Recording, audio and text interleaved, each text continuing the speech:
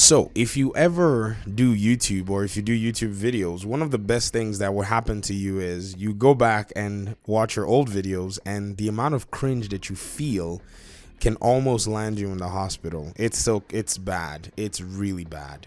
But why am I talking about an old video? I'm talking about an old video where sometime in April of 2018, I went on a limb and I predicted the city that the Division 2 was going to be set in.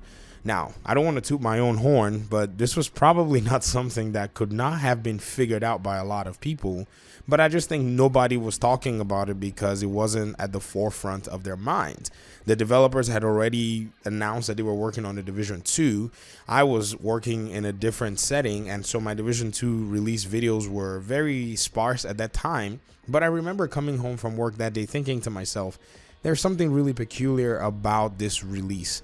And I feel like if they're going to release a Division 2, which they didn't mention anything about the city, I felt like they were going to do it in a city that had been mentioned in the Division 1.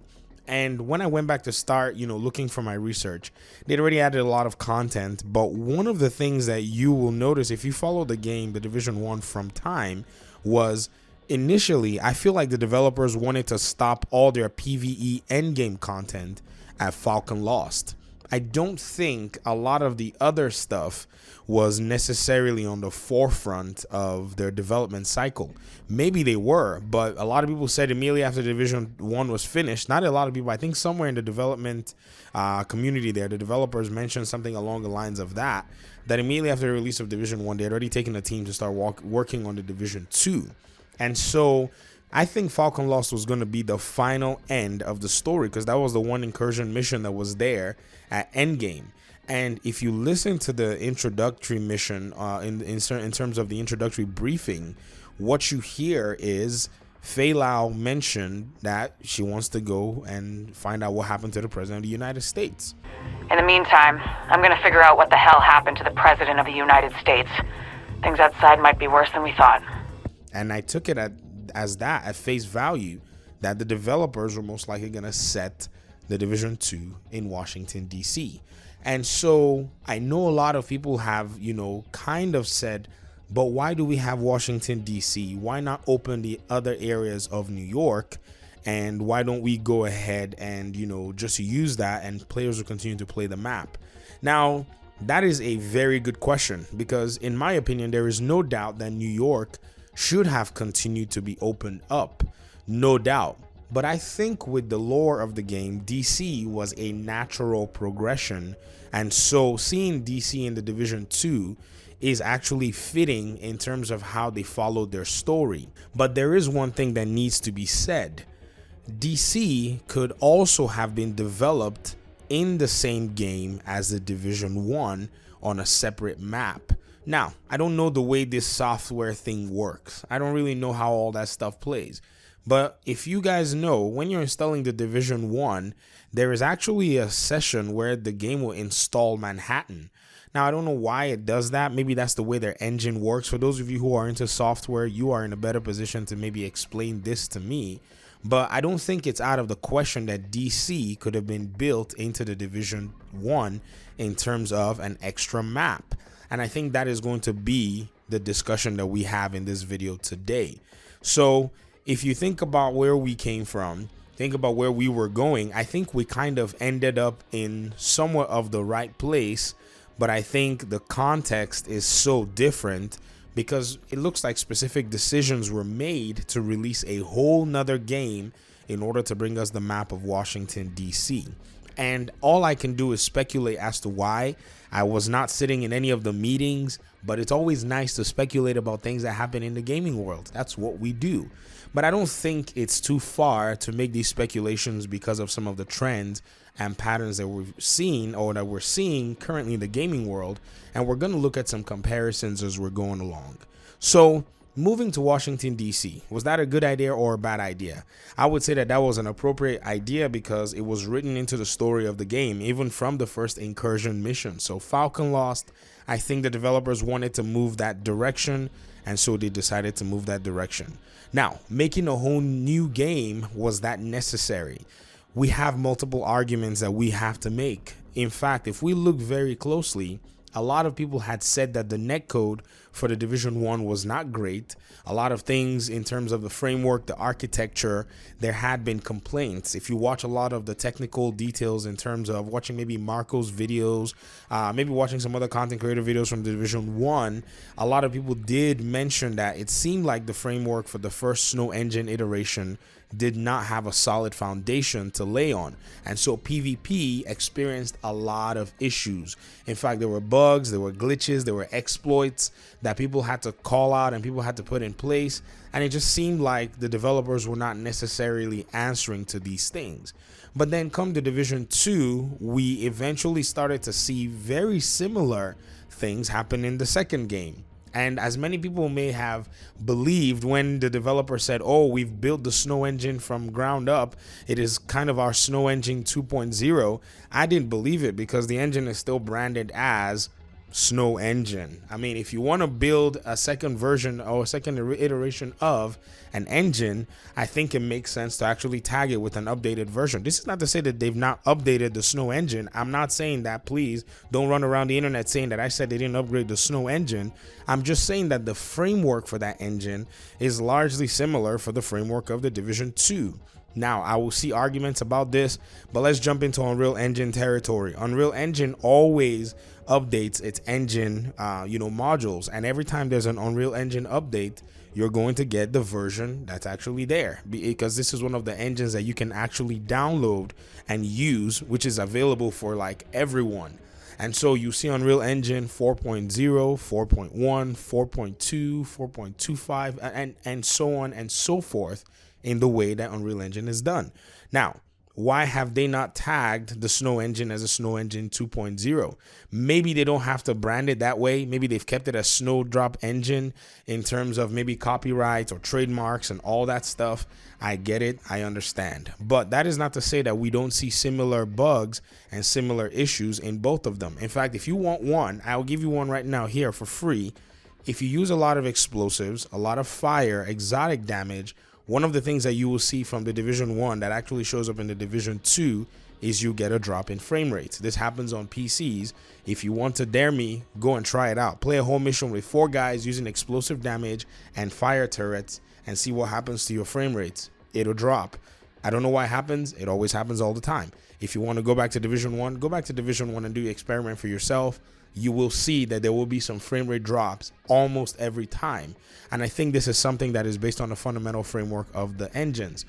It's not a bad thing for me. I play and I've enjoyed both games, but I'm just saying that we do have and share some similarities. But let's visit our question as, should the Division 2 have been made as a brand new game? And my answer is probably going to be surprising to a lot of people. And that answer is yes. Now, I'll argue against my own answer, but then I'll tell you why I picked my answer, and you're going to be like, this is ridiculous. I know. So let me argue against my answer. So why in the world did we need a second game, a whole brand new game, when in reality, they could have just released a new DLC and patched it into the game and made it work? They could have done the work of fixing that engine, reiterating it, and just, from wherever it is that we need to go from there, they would have just cleaned up the issues, worked on the bugs, and made sure that the patch that followed the Division 1, which is a patch for Washington, D.C., would have come out as a polished experience. And I understand. I would say one thing is this: they probably went ahead and made a second game for the wrong reasons. They were supposed to make a continuation of the Division 1 to help the community enjoy more content, but they wanted to sell a $60 product instead. And now, if we look at comparisons like I promised in other aspects of the gaming industry, we're going to look at something like Destiny 2. When Destiny 2 left Bungie, their first DLC that they actually released, was it the first or the second? I can't remember, but I know I paid for Shadowkeep. Shadowkeep sold a $40 DLC and sold a deluxe version of the DLC that was about $50. And this was how they were able to get a lot of people to come into the game, having put out all the other content as free to play. Now, I feel like the Division would have been able to do something like that. I feel like they could have been able to sell a DLC for that amount and extended the Division 1's framework in order to have DC in it so that people can travel back and forth from New York to DC, engaging more content, doing a lot more things, and building the world to be much more of an interactive world. Just imagine, you log in, or you travel to DC, you fast travel to DC, you cannot take your gear with you. So you have to deal with all the brand sets and all the gear sets in DC. And then when you fast travel to New York, you're kind of, dealing with your own gear that's in New York, and technology systems are different. You're doing different missions, different options. Dailies are running in between DC and New York, and there's some kind of coordination going on between both of them. That would have made for a better world. That would have made for a bigger, more intricate open world. But then this is, I think, the reason why they went ahead and did a brand new game, and that was to sell the gold, the silver, the deluxe, the ultimate, the very, very penultimate Pentagon editions.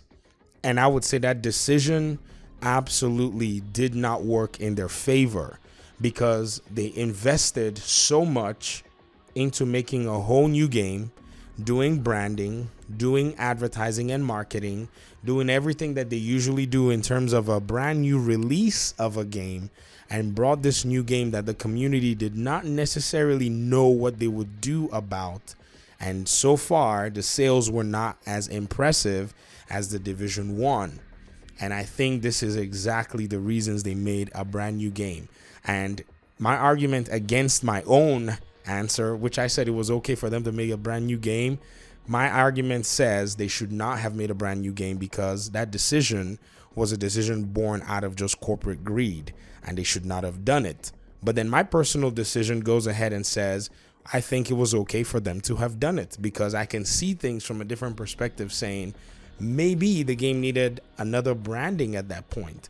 Maybe the game had just gone through so much and it was necessary to brand the game. That's one way that we can look at it. Or perhaps when they made the first game, they had probably gotten so deep into the second game, or because it's Ubisoft, who's supposedly like the masters of sequels, they just followed that regular sequel mentality and started to work on a sequel immediately. I mean, this is Ubisoft that has 700 Assassin's Creed games, or maybe 500 Tom Clancy games.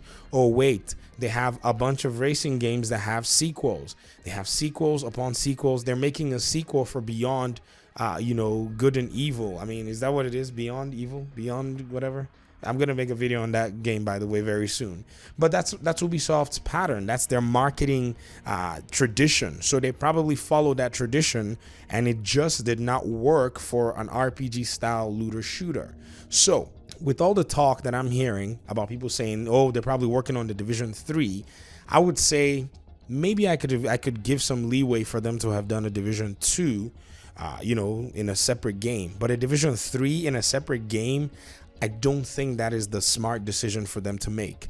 I think what they need to do is, now that they have a new framework, the framework that they said they were trying to distance themselves from in the Division 1 in terms of how its netcode was not the best and all that stuff, if they claim that their Snow Engine 2.0 is now better, let's just say that this Snow Engine is now supposedly the vanilla of Massive's engine or software, then I think their opportunity is to go back and loop New York into the entire package for future updates.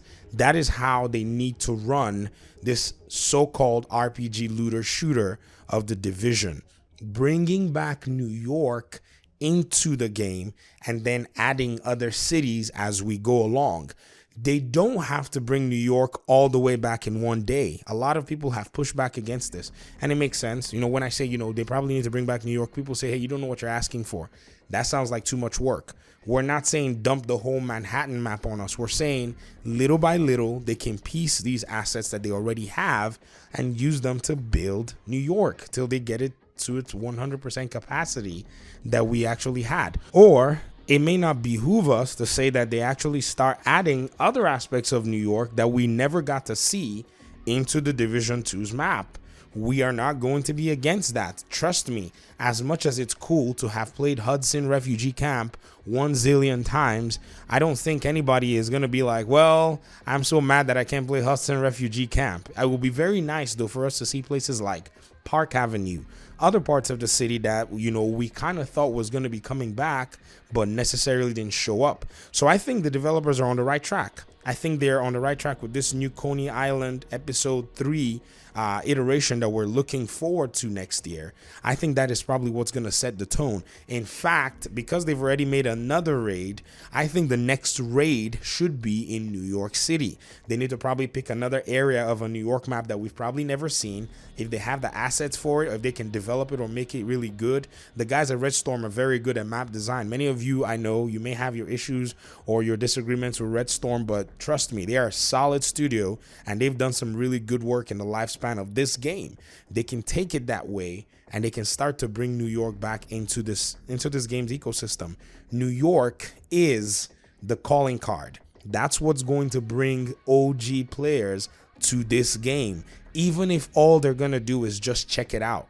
And the one other thing that they can do, though, when they're bringing New York and they start adding more of New York, they need to just put the cherry on top of it. And the cherry on top of it is bringing back the old gear that made New York what it was, bringing back the old systems that made New York what it was, and then somewhat separated from one another. Now you've created a huge ecosystem for this game.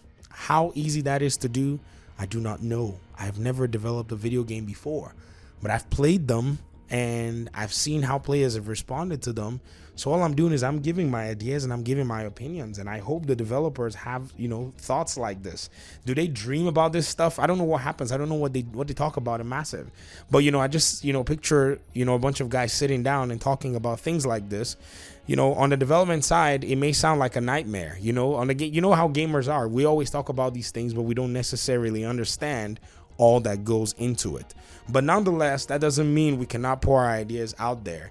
And so if you're wondering why they made a brand new Division game, I've given my opinion as to why I think they did make it, and I think it was a valid choice. And I've also given a counter argument to my own argument, and, you know, saying that I think they should probably not have made that decision, because they could have also been able to go with the expansion route and still made some money from there as well. But I think corporate, you know, the corporate mandate to try to do the sequel thing and sell the ultimate editions and all the extra fluff was probably, you know, in their minds too lucrative to leave that money on the table, but then ended up shooting themselves in the foot.